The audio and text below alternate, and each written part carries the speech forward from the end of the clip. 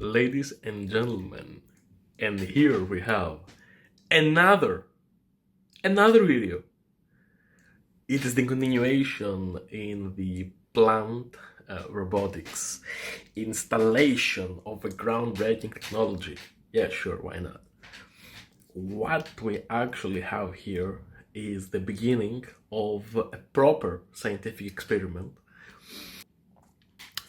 I have decided to go into the proper way, and basically here I have my sensor, my gorgeous plant completely dry. Here we have the Arduino connected to the sensor, connected to the MacBook, and here we have the magic happening in the background. So what I have here is a simple but powerful code.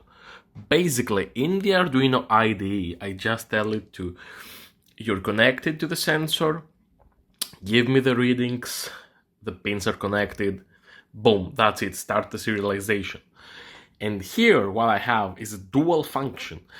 So basically, I am live plotting the readings.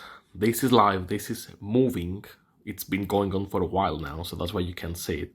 But here, if you see on the bottom right corner, you can see the actual value. So here we have live data.